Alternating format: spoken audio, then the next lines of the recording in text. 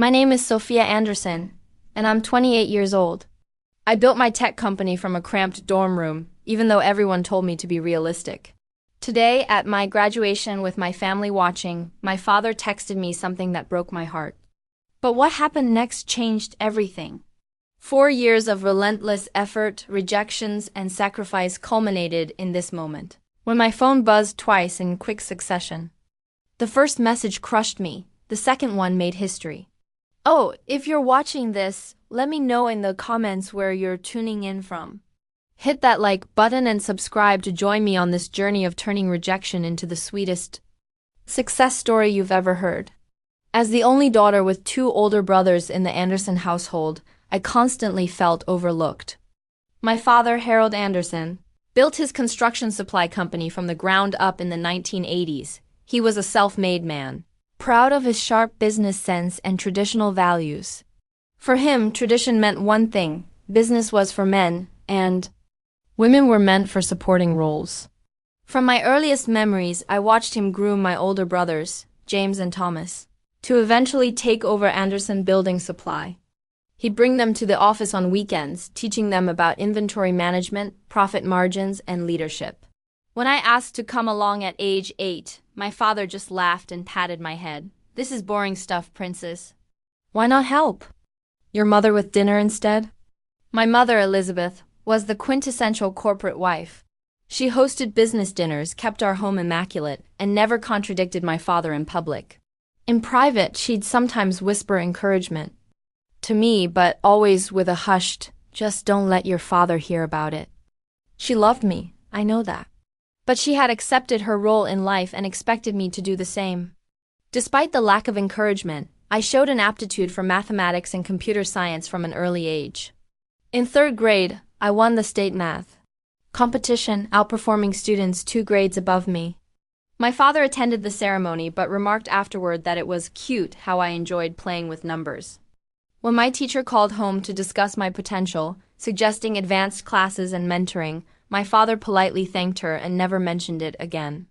By high school, I'd taught myself to code through online tutorials and built a scheduling app the school administration actually implemented for managing extracurricular activities.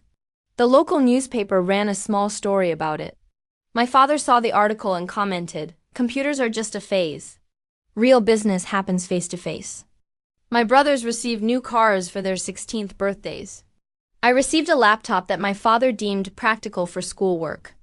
Little did he know I would use that very laptop to begin building what would eventually become Secure Connect, my company specializing in encrypted communication software for businesses.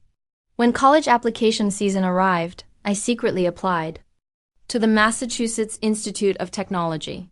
My guidance counselor helped me with the application, recognizing potential my parents overlooked. When the acceptance letter arrived, my mother was genuinely happy for me, but worried about my father's reaction. "What are you going to do at MIT?" My father scoffed when I announced my acceptance at dinner. "Waste 4 years when you could be getting real-life experience?" Technology is mostly smoke and mirrors. Anyway, look at all these businesses failing. "It's the top engineering school in the country," I said quietly. "Engineering isn't for girls, Sophia. You'll struggle, get discouraged, and drop out." "Then what? I won't drop out, I promised." After weeks of arguments, my father reluctantly agreed to pay for my first year at MIT, but only if I maintained a 4.0 GPA, worked part-time to cover personal expenses, and called home weekly to report my progress. "1 year," he said. "Then we'll see if this is just a waste of my money." The night before I left for Cambridge, my mother came to my room. "Your father means well," she said, sitting on the edge of my bed. "He just wants to protect you from disappointment." "He doesn't believe in me," I replied, folding the last of my clothes into my suitcase. He doesn't understand you, she corrected. Maybe someday you can show him. I zipped my suitcase closed with determination. "I will show him. I promise you that." As I boarded the plane to Boston the next morning, my father's final words echoed in my head. "When this tech fantasy fails, there will always be a receptionist position at Anderson Building Supply." I stared out the airplane window, watching my hometown shrink beneath me, and made a silent vow. I would never be answering phones at my father's company. I would build something of my own, something so undeniably successful that even Harold Anderson couldn't dismiss it. I just had no idea then how completely that vow would transform my life. MIT was everything I had hoped for, and more challenging than I had feared. During orientation week, I found myself surrounded by brilliant minds from around the world.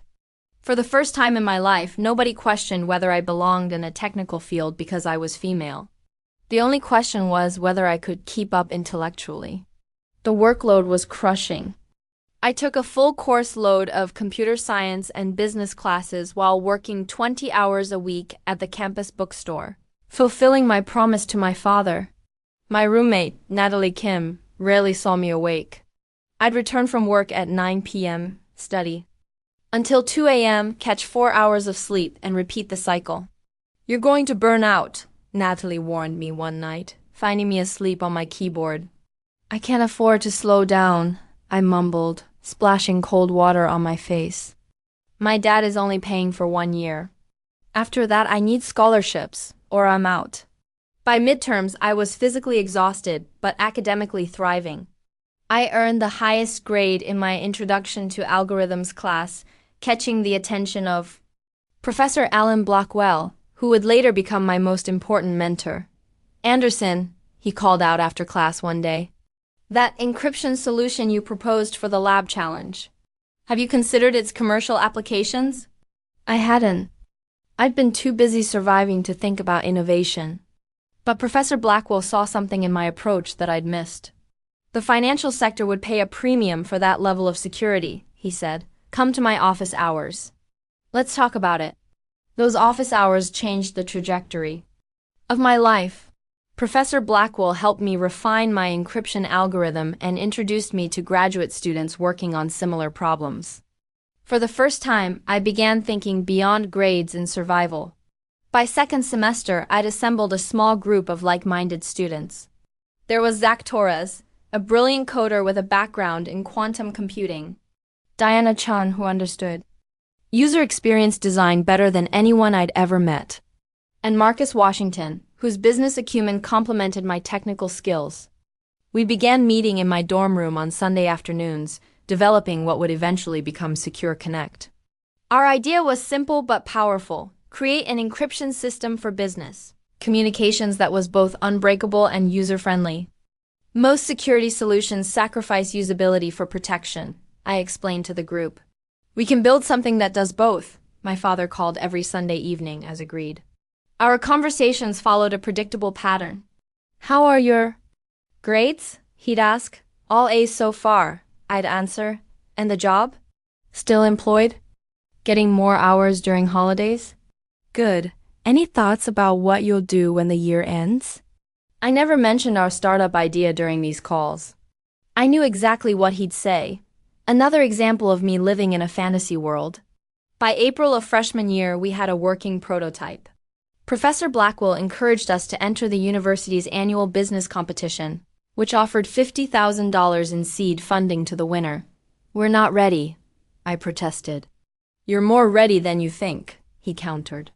"The judges need to see this." The night before the competition, I called my mother instead of my father.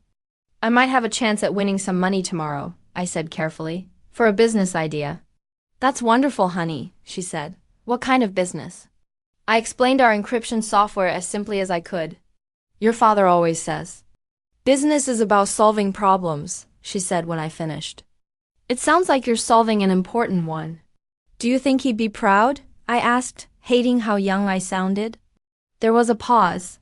"I think he'd be surprised," she answered honestly. "But someday he will be proud. I already am." The next day, we won first place and $50,000 in seed funding. The university press release included a photo of our team holding an oversized check. I sent the link to my parents. My father's response came hours later. "Playing entrepreneur on the university's dime, I see. Focus on your grades." That summer, instead of returning home, I stayed in Cambridge and worked on Secure Connect. The seed money allowed us to rent a tiny off-campus office space and pay ourselves minimal stipends. I called my father to tell him I wouldn't need his financial support for sophomore year. "So you're dropping out?" he said, a note of satisfaction in his voice. "No, I received an academic scholarship. I'll be continuing my education while developing our business." There was a long silence. Businesses need customers, Sophia. They need revenue. "Who's buying your computer program?" I had no answer for that yet. We had no customers, no revenue. "That's what I thought," he said. "Well, good luck with your scholarship. At least you're not wasting my money anymore." Sophomore year, I reduced my course load to part-time status, focusing most of my energy on Secure Connect. We worked 18-hour days refining our product and pitching to potential clients. We faced rejection after rejection. "No one trusts security software from college students," Marcus observed after our 10th failed pitch. "Then we need to stop looking like college students," I decided. We rebranded, created professional materials, and practiced our pitch until we could deliver it in our sleep. And then, finally, we got our first yes from a small financial advisory firm willing to take a chance on us. The day we received our first payment of $10,000, I took the team out for pizza. As we celebrated, I thought about calling my father to share the news but decided against it. I wanted our success to be undeniable before I faced his skepticism.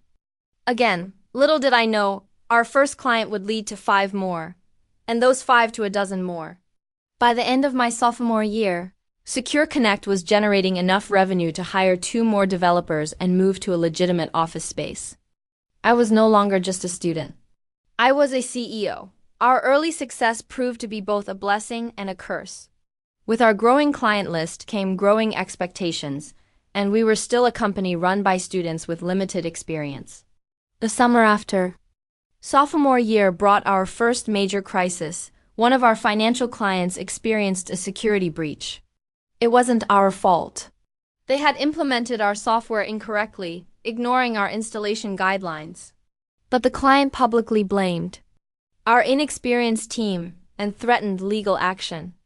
"We can't afford a lawsuit," Marcus warned during an emergency team meeting. "We barely have enough runway for 3 months as is." I hadn't slept in 48 hours, trying to help the client recover their data while also defending our reputation. "We need a lawyer," I said. "And we need money to pay that lawyer," which meant we needed investors. Until then, we had been bootstrapping, using our competition winnings and revenue to fund growth. But legal troubles would quickly drain our modest bank account. The next 2 weeks were a blur of investor pitches. I created a presentation highlighting our technology, traction, and team, then took it to every venture capital firm in Boston. The responses were painfully consistent. "Your technology seems promising, but your team lacks experience. Come back." When you have a seasoned CEO, have you considered bringing on a male co-founder? It might help with credibility in the security space. After one particularly demoralizing rejection, I sat on a park bench and called my mother, something I rarely allowed myself to do when feeling vulnerable. "Maybe Dad was right," I admitted. "Maybe I'm not cut out for this." "Your father has been wrong about many things," she said firmly. "Don't make him right by giving up." The next day, I had a pitch meeting with Catherine Bailey of Artemis Ventures, one of the few female-led VC firms in Boston. I arrived sleep-deprived and discouraged, expecting another rejection. Catherine listened to my pitch without interruption, asked detailed technical questions that showed she actually understood our product, and then leaned forward. "You remind me of myself 20 years ago," she said. "Brilliant, determined, and completely underestimated. I'm going to invest $500,000 for 10% of your company, and I'm going to connect you with the best tech lawyer in my network." I nearly cried with relief. But she continued, "You need to promise me something. When you succeed, and you will succeed, you'll remember what it feels like to be dismissed because of your age and gender. And you'll help the next young woman who comes to you with a brilliant idea." "I promise," I said, and I meant it with every fiber of my being. With Catherine's investment, we survived the legal threat, settling with the client for a fraction of what they initially demanded. The experience taught us to be more careful with client onboarding and to document everything meticulously. It also taught me that having the right investor could be transformative. Catherine became more than just a financial backer. She became a mentor and advocate. She introduced us to potential clients, helped us refine our business model, and coached me on leadership skills. By the end of junior year, Secure Connect had 15 employees working from a converted warehouse space in Kendall Square. We were generating consistent revenue, though we were still far from profitable after covering salaries, rent, and development costs. Each new hire brought both excitement and anxiety. These people were trusting their livelihoods to my vision. What if I failed them? What if my father was right about my capabilities? The pressure manifested physically. I developed insomnia and stress-induced migraines. I lost 15 pounds without trying. My academic advisor called me into her office, concerned about my declining grades. "You need to make a choice," she said gently. "Your company or your degree, you can't keep doing both at this pace." I chose the company but negotiated to remain enrolled part-time. Graduation would take longer, but I refused to be a dropout. That would be giving my father the satisfaction of being right. Our breakthrough came in the fall of my senior year. Our team developed a significant innovation in our encryption algorithm that made it both more secure and more efficient. When we announced the update, our client list suddenly expanded from regional firms to national enterprises. Monthly revenue tripled in 60 days. We hired rapidly to keep up with demand, moving to a larger office and bringing on experienced professionals who commanded higher salaries than we could truly afford. It was a calculated risk. We needed their expertise to scale properly. One of those hires was Jennifer Lawrence, a seasoned chief financial officer who had guided 2 previous startups to acquisition. At 52, she was 24 years my senior and brought a steadying presence to our young company. "You have something special here," she told me during her first week.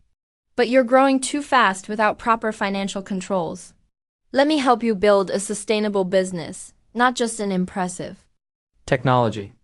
Under Jennifer's guidance, we restructured our pricing model, improved our cash flow management, and began serious discussions about long-term growth strategy. For the first time, I had a leadership team that didn't consist of my college friends.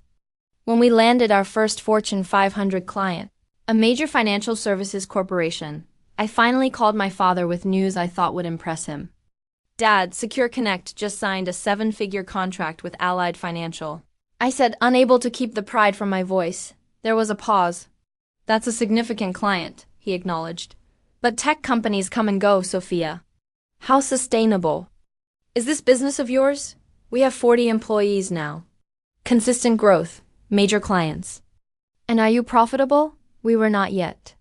We were reinvesting every dollar into growth. "I thought so," he said when I didn't immediately answer. "Be careful not to let this distract you from finishing your degree. You'll need something to fall back on when this tech bubble bursts." I hung up, feeling deflated. Would anything ever be enough to make him believe in me? That night, I stayed late at the office reviewing our financial projections with Jennifer. "Your father still doesn't get it, does he?" she asked. I hadn't realized she had overheard my call. "He never will," I sighed. My father was the same way, she said, surprising me. He thought women belonged in teaching or nursing. He never came to see my corner office at Goldman Sachs. "How did you deal with that?" I asked. She smiled. "I stopped seeking his approval and started seeking his respect. Those are different things. You may never get the first, but you can demand the second." I took her words to heart. I would stop trying to make my father proud. Instead, I would build something so undeniably successful that respect would be the only option. The 80 months following our major client breakthrough were a whirlwind of growth and challenges. Secure Connect expanded from 40 employees to over 120, outgrowing our office space twice. We moved into a gleaming glass building in downtown Boston with our logo emblazoned on the entrance doors. Every morning walking into that building filled me with a mixture of pride and terror. So many people were now dependent on my leadership. So many things could still go wrong. Jennifer proved to be not just a skilled CFO, but an invaluable mentor. She had navigated the waters I now found myself in, knowing every hidden reef and current. "You need to raise a proper series around," she advised as our cash reserves dwindled despite growing revenue. "We need capital to sustain this growth rate." The idea of pitching to investors again brought back painful memories of rejection. But Secure Connect was a different company now. We had impressive clients, proven technology, and actual revenue. Catherine from Artemis Ventures led our series around, bringing in several larger firms as co-investors. We raised $12 million at a valuation of $60 million. The tech press took notice, with TechCrunch running a feature titled Secure Connect, the female-founded security startup taking enterprise by storm. My mother sent me the article with a simple message: "So proud of you, honey." My father didn't contact me, but I heard through my brother James that he had seen the coverage. He asked if your company was really worth that much or if it was just investor hype, James reported. "What did you tell him?" I asked. "I told him to read the article and form his own opinion," James said. "For what it's worth, I think what you're doing is incredible." Tom does too, though he'd never say it to Dad. My brothers and I had grown distant as adults. They had both joined Anderson Building Supply after college, taking the path of least resistance. I sometimes wondered if they resented my rebellion or envied my freedom. With our Series A funding secured, we expanded aggressively into new markets. The personal cost was enormous. I hadn't taken a vacation in 3 years. My diet consisted primarily of takeout eaten at my desk. I'd broken up with my boyfriend of 6 months because I couldn't give him more than one night a week of my time. "You need to delegate more," Jennifer urged, after finding me asleep at my desk at 2 a.m. "This company can't depend solely on you." "I'm fine," I insisted, though the dark circles under my eyes told a different story. "You're killing yourself," she countered. "And that helps no one. Build a leadership team you trust. Let them carry some of the weight." Reluctantly, I began to delegate, hiring a chief technology officer to oversee our engineering team and a chief operating officer to manage day-to-day operations. It was harder than I expected to relinquish control, but necessary for both my health and the company's growth. As Secure Connect became more visible in the industry, competitors took notice. Larger security firms began developing similar products. Some tried to poach our key engineers with offers of double their current salaries. Others spread rumors about our technology's reliability. "This is actually a good sign," Catherine reassured me during one of our regular advisor meetings. "They wouldn't bother if you weren't a threat." One competitor went beyond ethical boundaries, attempting to hack our systems to steal our proprietary code. The irony of a security company being targeted wasn't lost on me, but our own protections held. We traced the attack and sent a cease and desist letter that put an end to their efforts. Through all of this, I maintained my part-time student status at MIT, determined to complete my degree. I was now in my 5th year, taking just 1 or 2 classes per semester. My father had long since stopped asking about my academic progress, assuming I had dropped out. In the spring of that 5th year, my academic advisor called me in for a meeting. "You have enough credits to graduate this May," she informed me, reviewing my transcript. "Really?" I had lost track, focusing on completing one course at a time. "Really? You'll graduate with honors, despite your unconventional path." She smiled. "The commencement committee has actually been discussing you." "Me? Why?" "They're considering you for the student commencement speech. Your story is rather remarkable, Sophia. Building a multi-million-dollar company while completing your degree." I was stunned. "I'm not sure I have time to write a speech." "Think about it," she urged. "It would be a powerful message to other young entrepreneurs." That evening I called my mother with the news. "I'm graduating in May," I said, "with honors." "Oh, Sophia," her voice filled with genuine joy. "Will." "I'll be there. Your father too." "He doesn't have to come," I said quickly. "He's your father. Of course he'll come." Her tone left no room for argument. The thought of my father attending my graduation filled me with conflicting emotions. Part of me wanted him to see my success, to finally acknowledge that I had proven him wrong. Another part dreaded his inevitable dismissal of my achievements. As graduation approached, Secure Connect faced its biggest decision yet. Several larger tech companies had approached us about acquisition, offering eye-watering sums. At the same time, our board was discussing the possibility of an initial public offering. The IPO market is strong right now, Jennifer explained during a late-night strategy session. With our growth metrics and client list, we could command a significant valuation.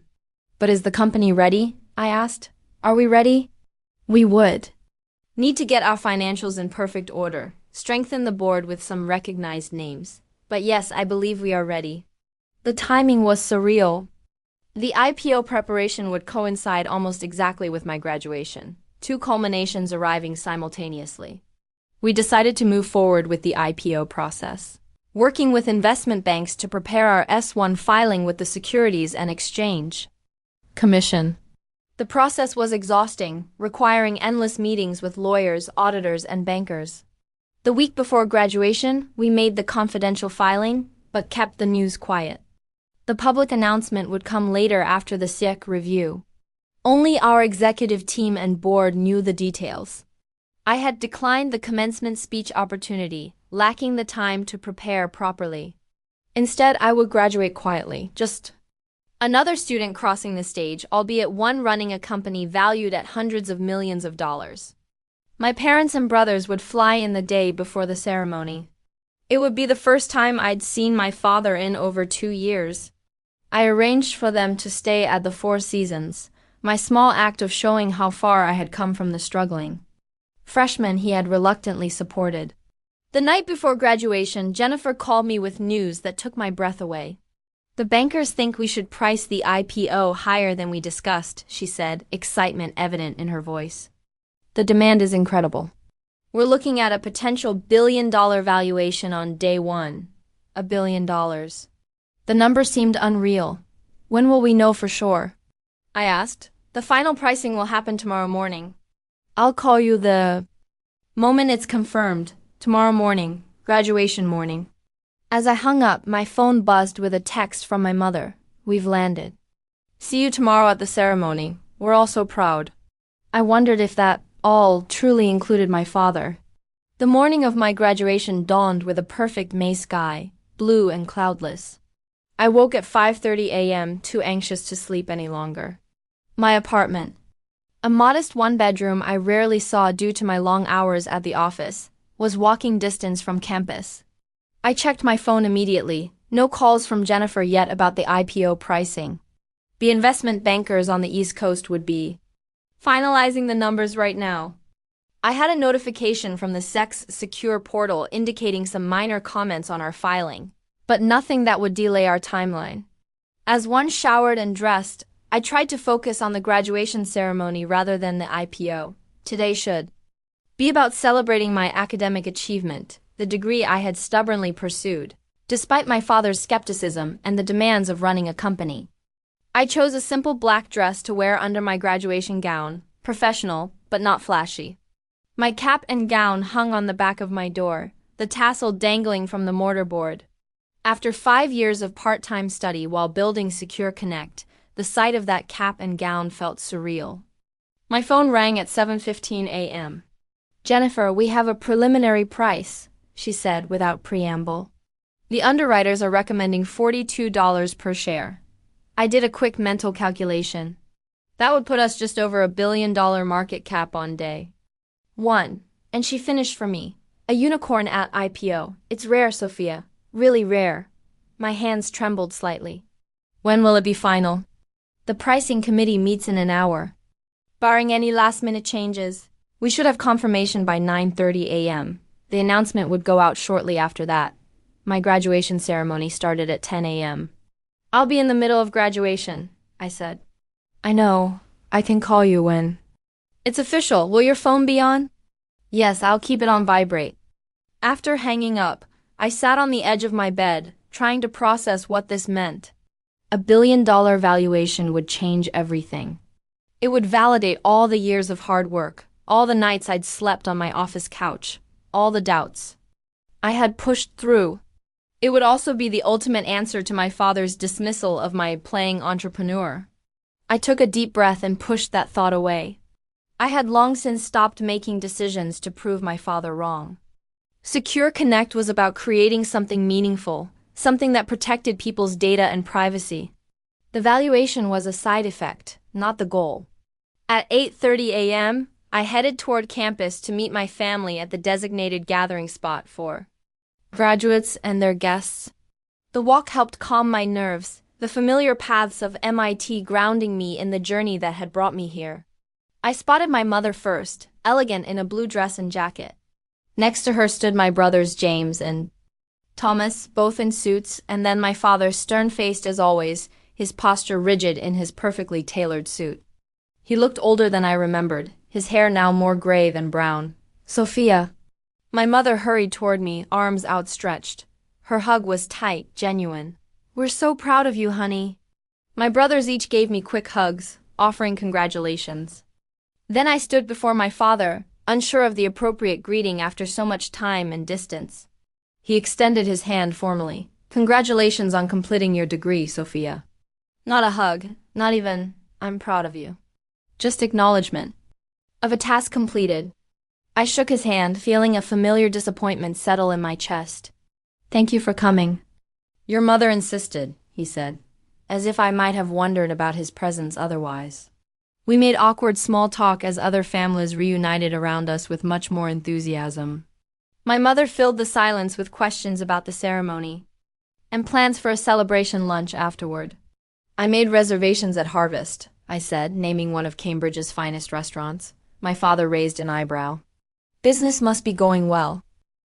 "It is," I said, simply unwilling to elaborate. Let the IPO news speak for itself when it came. An announcement called for graduates to begin lining up according to school and department. I needed to join the engineering school procession. "I have to go," I said. "The family seating is in Section C. I'll see you after the ceremony." My mother hugged me again. "We'll be watching for you." As I walked away, I heard my father say to my brothers, "At least she finished the degree. She need it when this tech bubble bursts." Some things never changed.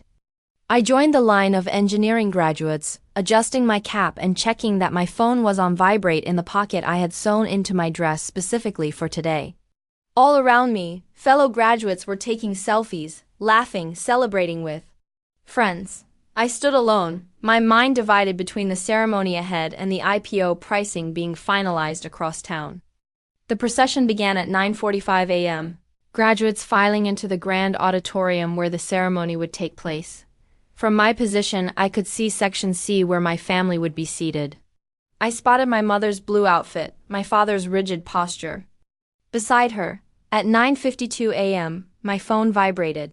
"Jennifer." I stepped slightly out of line to check the message. Pricing confirmed at $44 per share. Final valuation $1.1 billion. Press release goes out in 15 minutes. Congratulations, Sophia. You did it. $1.1 billion. My knees felt weak. I had founded a company now valued at over $1 billion, the unicorn status that so many startups dreamed of, but few achieved. And my father was about to find out. I rejoined the procession, moving forward on autopilot. The ceremony began with traditional pomp and circumstance, university officials giving speeches about achievement and the future. I heard little of it, my mind racing with the implications of what had just happened. My phone vibrated again at 10:15 a.m. The press release had gone out. Within minutes, business news channels would be reporting on Secure Connect's IPO pricing. The tech and business press would be running stories about the female-founded unicorn. And soon, very soon, my father would know. As I sat waiting for my name to be called, my phone began vibrating continuously. Congratulatory messages from employees, investors, mentors. I ignored them all, focusing on maintaining my composure. As the moment approached. Then, at 10:32 a.m., a different kind of message from my father. I opened it with trembling fingers. "Do not expect any help from me going forward. You are on your own." The words hit me like a physical blow. On today of all days, when I was graduating with honors and taking my company public at $1 billion valuation. His message was still one of rejection and abandonment. Tears threatened, but I blinked them back. I wouldn't cry. Not now, not because of him. They called my name moments later. Sophia Marie Anderson, Bachelor of Science in Computer Science and Engineering with honors. I rose on unsteady legs and walked across the stage. The dean shook my hand, handed me my diploma. I managed to smile for the photographer, though inside I was shattered by my father's text. As I stepped off the stage, my phone vibrated again. Jennifer, I hesitated, then answered quietly, turning away from the ceremony. Hello? Her voice was jubilant. Sophia, the stock is already trading up in the private placement. The IPO is a massive success. We just hit $1 billion in market cap. Everyone is calling about it. CNBC wants an interview. Bloomberg, too. I was still close enough to the stage that her excited voice carried. Several people nearby turned to look, including some faculty members. That is amazing news, I said, my voice carrying more than I intended. $1 billion IPO. I can hardly believe it. More heads turned. A murmur spread through the nearby graduates. We need to schedule a press conference, Jennifer continued, unaware of my surroundings. As CEO of a newly public billion-dollar company, you need to address the investors and media. I understand, I said, still speaking loudly enough to be heard by those around me. I'll come to the office as soon as the graduation ceremony ends. I ended the call and looked up to see dozens of eyes on me. The whispering spread rapidly. Billion-dollar IPO CEO. The words rippled through the crowd. I turned toward the family seating area and saw my father's face. He was staring at me, his expression a mixture of shock and disbelief. He held his phone in his hand. He must have just seen the news alert about Secure Connect's IPO. The timing couldn't have been more perfect. Minutes after texting me that I was on my own, he discovered that his helpless daughter had just become the CEO of a public company worth more than $1 billion. Our eyes met across the auditorium. For the first time in my life, I saw something new in my father's gaze. It wasn't pride. It wasn't love. It was respect. The remainder of the graduation ceremony passed in a blur. I returned to my seat among fellow graduates who now looked at me with new interest, whispering questions I pretended not to hear. The university president continued with his closing remarks, but few people were listening. The buzz about the student CEO with the $1 billion IPO had swept through the auditorium. As we filed out following the recessional, several professors stopped to congratulate me, some mentioning they had just seen the news on their phones. Professor Blackwell, my earliest supporter, gave me a knowing smile and a thumbs up from across the crowd. The graduates dispersed to find their families in the designated meeting area outside. I spotted my mother first, waving excitedly. My brother stood beside her, looking impressed and slightly uncomfortable. My father stood slightly apart, his face unreadable, still clutching his phone. Sophia. My mother embraced me tightly. Your company is all over the news. Why didn't you tell us? The timing was confidential until this morning, I explained. We couldn't disclose the IPO details before the official announcement. My brothers offered awkward congratulations, clearly unsure how to react to their little sister's sudden prominent success. James mentioned something about the stock price already rising in early trading. Thomas asked if I was now a billionaire. The company is valued at over $1 billion, I clarified. My ownership stake is significant, but not a majority. On paper, yes, I am now worth tens of millions at least. Throughout this exchange, my father remained silent, his expression stony. Finally, he stepped forward. You kept this from us deliberately, he said. It was an accusation, not a question. The SEC has strict rules about disclosure before an IPO, I replied evenly. And honestly, would you have believed me if I had? Told you? Your text message came through just before they called my name. I continued, holding up my phone. Do not expect any help from me going forward. You are on your own. Interesting timing, Dad. My mother gasped. Harold, you didn't. My father's face flushed. I was simply acknowledging her independence. She has made it clear she doesn't need family support. That is not what you meant. And we both know it, I said, surprising myself with my calm. You have never believed in me or what I was building. You have been waiting for me to fail since the day I left for MIT. Several nearby families had stopped to listen, recognizing me from the news alerts now circulating widely. Smartphones were pointed in our direction, people obviously recording the confrontation between the newly minted tech CEO and her father. This is not the place for this discussion, my father said stiffly, noticing the attention.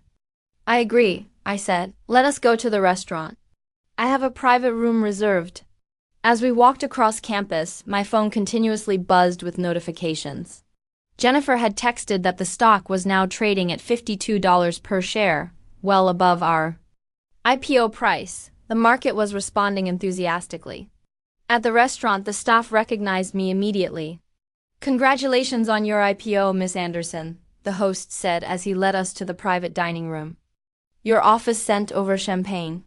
Indeed, a bottle of Dom Perignon sat chilling in an ice bucket with a note from my executive team. Once we were seated and the door closed, my father wasted no time. So this is why you have been so secretive about your company, he said. Planning your big reveal for maximum effect. I have been building a legitimate business for 5 years, I replied.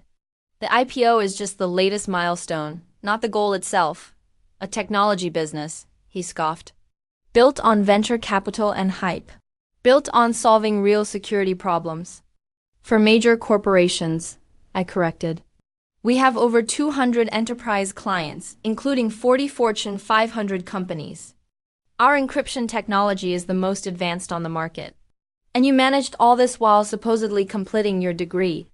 There was nothing supposed about it, I said, placing my diploma on the table.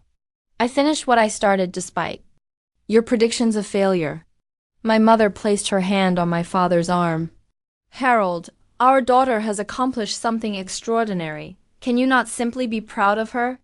He shrugged off her hand. Extraordinary. We'll see if this company even exists in 5 years. Most of these tech startups crash and burn after the IPO. James surprisingly spoke up. Dad, Secure Connect is not some fly-by-night operation. They are the leading provider in their sector. I looked them up after seeing Sophia in TechCrunch last year. Their client list is impressive. My father turned to him, betrayal in his eyes. You knew about this? I knew they were successful, James admitted. I did not know about the IPO. My phone rang. Jennifer again. I excused myself to take the call in the corner of the room. Sophia, I hate to interrupt your graduation, but the CNBC interview is scheduled for 3 p.m. We need you at the office by 2 p.m. to prepare. I'll be there, I promised, ending the call. I returned to the table. I apologize, but I need to cut this short. I have media obligations this afternoon. More important than your family lunch? My father demanded. As important as your work obligations have always been, I replied evenly. As CEO of a public company, I have responsibilities to our shareholders, employees, and clients. Harold. My mother interjected. Perhaps we could reschedule dinner for this evening after Sophia's work commitments? I shook my head. I'll be in meetings and interviews all day and likely late into the evening. The first day of trading is critical. Of course it is, my father said sarcastically. Your little computer program is more important than family. Something in me snapped. 5 years of dismissal, doubt, and derision crystallized into a moment of perfect clarity. My little computer program, as you call it, just created over $1 billion in value, I said, my voice steady. It employs over 150 people who depend on me for their livelihoods.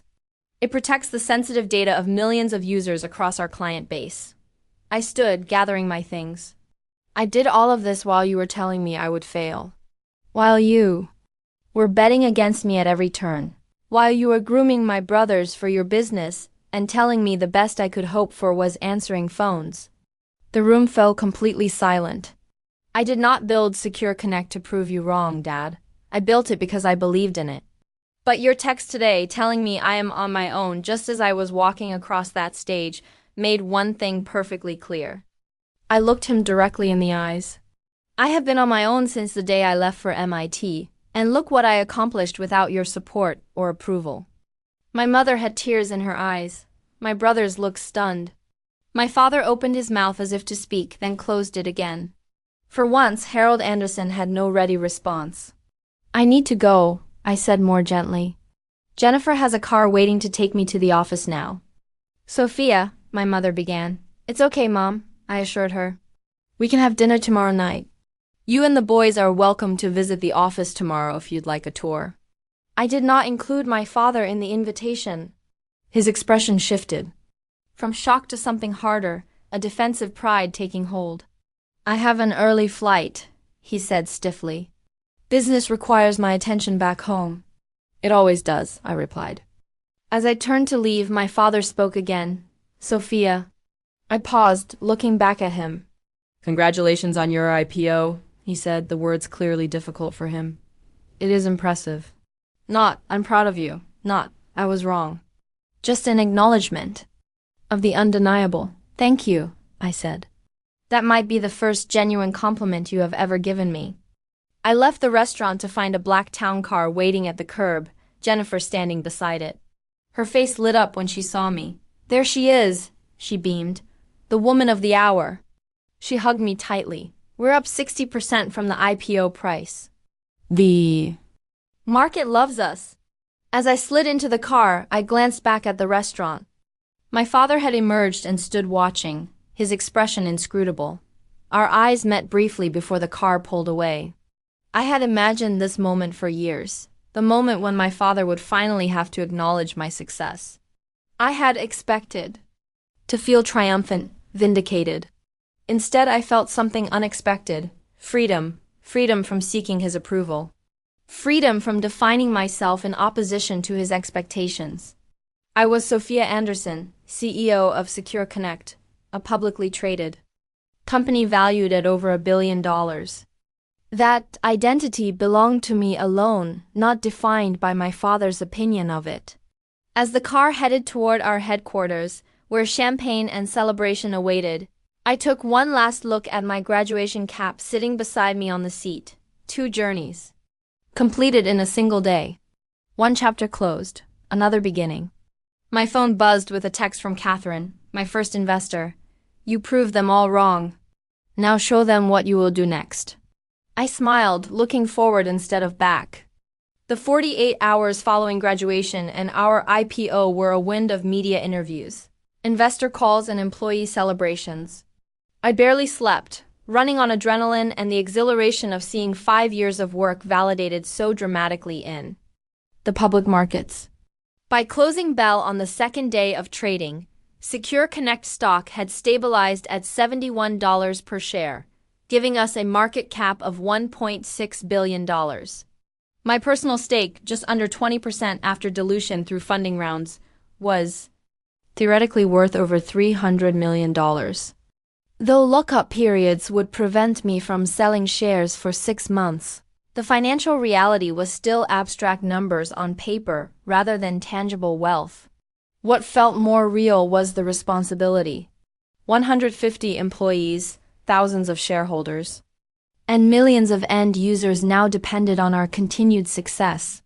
On the evening of the second day, I finally made it back to my apartment to shower and change before dinner with my mother and brothers. My father, true to his word, had taken an early flight home, unwilling or unable to process the new reality of his daughter's success. As I changed into fresh clothes, I caught a glimpse of my reflection in the mirror. I looked exhausted, but somehow different, as if the events of the past 2 days had physically transformed me. Perhaps it was simply the weight of responsibility settling visibly on my shoulders. My phone rang. Catherine, my first investor and mentor. How are you holding up? She asked when I answered. Honestly, I'm not sure, I admitted. It doesn't feel entirely real yet. It never does at first, she said with a knowing laugh. But the responsibility feels real immediately, doesn't it?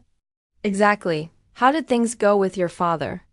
I saw the graduation timing coincided perfectly with the announcement. I sighed, as well as could be expected. He congratulated me, but it was clear he was only acknowledging what he couldn't deny. Some people can't adapt when the narrative they have constructed is challenged, she said gently. His story about you was that you would fail without his guidance. Your success threatens his worldview. I know, I said. I just always thought that somewhere deep down he would want to be proven wrong about me. Give him time, Catherine advised. Some people need longer to reconcile their expectations with reality. Meanwhile, you have a company to run. After hanging up, I sat on the edge of my bed, suddenly overwhelmed by fatigue and emotion. The confrontation with my father had left a hollow feeling amid the triumph. For years, I had pushed myself partly to prove him wrong. Now that I had done so in the most public and definitive way possible, the victory felt incomplete. My doorbell rang. My mother and brothers had arrived to pick me up for dinner. Over a quiet meal at a small Italian restaurant away from the financial district where I might be recognized, my mother finally asked the question that had been hanging in the air. What happened between you and your father? When did it get so broken? I twirled pasta on my fork, considering my answer. It was never really whole to begin with, Mom. He never saw me as having the same potential as James and Thomas. When I chose a different path, it just confirmed what he already believed. He's proud in his way, she offered weakly. No, I said gently. He is impressed by what he cannot dismiss. That is different from pride. James cleared his throat. For what it's worth, Dad has been impossible to work with since the IPO news broke. He spent all day on the phone with his investment advisor trying to buy shares in your company. I nearly choked on my wine. He what? Apparently, he thinks it's a good investment now. James smiled wryly, though he would never admit that to you. The irony is almost too perfect, I said, shaking my head. What will you do now? Thomas asked, changing the subject. About Dad, I mean. It was the question I had been asking myself since graduation. What kind of relationship, if any, could I have with a father who had bet so consistently against me? I'm not going to pursue his approval anymore, I said finally. That chapter is closed, but I will not exclude him from my life out of spite either. The door remains open on my terms. My mother reached across the table and squeezed my hand. You have become so wise, Sophia. Stronger than I ever was. You did your best, Mom, I assured her, returning the squeeze. No, she said firmly. I didn't? I should have stood up for you more. I let his dismissal of your dreams go unchallenged too often. We cannot change the past, I said, but we can choose how we move forward. The next morning, I gave my family a tour of Secure Connect headquarters. The employees were still in celebration mode, though work continued. Many stopped to congratulate me and meet my family. This is incredible, Thomas said as we walked through the engineering department where dozens of developers worked on our core technology. I had no idea it was so substantial. What did you think I was doing all these years? I asked, genuinely curious. He shrugged. Honestly, Dad made it sound like you were playing around with computers in a glorified school project and you believed him without ever asking me. Thomas had the grace to look embarrassed. I should have made up my own mind. I'm sorry, Sophia. That afternoon, after my family departed for their flight home, Jennifer found me in my office reviewing our post-IPO strategy. Your father called, she said without preamble. He wanted to know if you would consider joining the board of Anderson Building Supply. And I quote, her business expertise would be valuable to our company. I laughed out loud, the absurdity of the request hitting me like a wave. After years of dismissing my business acumen, my father now wanted to leverage it for his own company. What did you tell him? I asked. I told him you were in meetings all day, but that I would pass along the message. Jennifer raised an eyebrow. What should I tell him when he inevitably calls back? I considered the question carefully. My initial impulse was to refuse outright, to give him a taste of the rejection he had so freely offered me.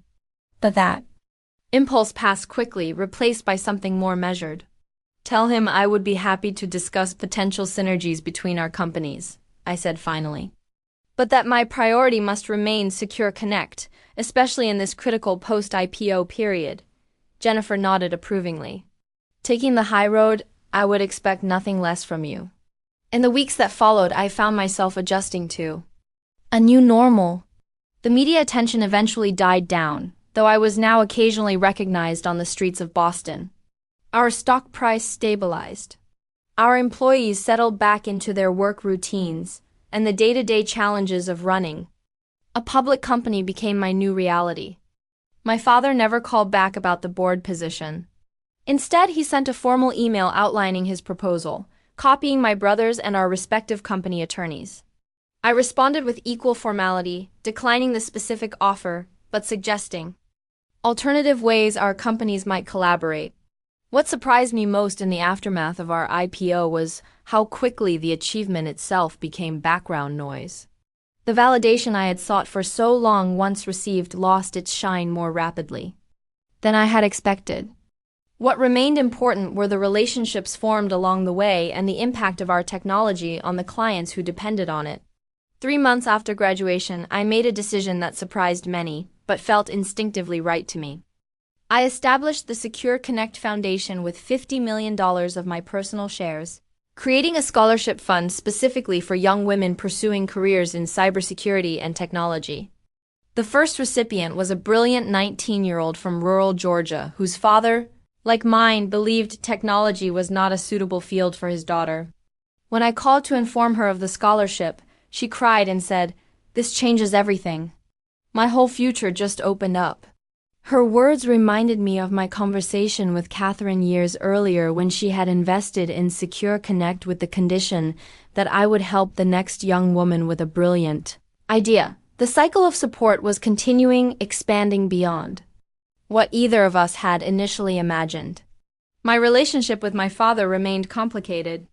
We settled into a détente of sorts, communicating primarily through formal channels about potential business connections. He never apologized for his years of doubt, but he stopped actively predicting my failure. In the world of Harold Anderson, this constituted significant progress. My mother visited often, delighting in the success I had built and finally expressing her own regrets about not supporting me more actively in the early years. "I was so afraid of disrupting the family," she confessed during one visit. "But I see now that harmony built on inequality is not really harmony at all." Perhaps the most profound change occurred within me. The drive to prove my father wrong, which had fueled so many late nights and pushed me through countless obstacles, gradually transformed into something healthier. A desire to prove myself right. Right about the market opportunity. Right about our technology approach. Right about the team I had built. 1 year after our IPO, I was invited back to MIT to give a lecture to engineering students about entrepreneurship. Standing at the podium, in the same auditorium where I had graduated, I looked out at the eager faces and felt a sense of completion. "Success is not about proving others wrong," I told them. "Though that can be temporarily satisfying, true success is about proving yourself right, about validating your own vision of what is possible." A young woman raised her hand during the question period. "Did your father ever admit he was wrong about you?" The auditorium fell silent, waiting for my answer. "No," I said honestly, "and I no longer need him to." The most valuable lesson I learned in building Secure Connect was not about technology or a business strategy. It was about defining success on my own terms rather than seeking external validation. As I left the stage to applause, my phone buzzed with a text from my father. "Saw your lecture was live-streamed." Well said.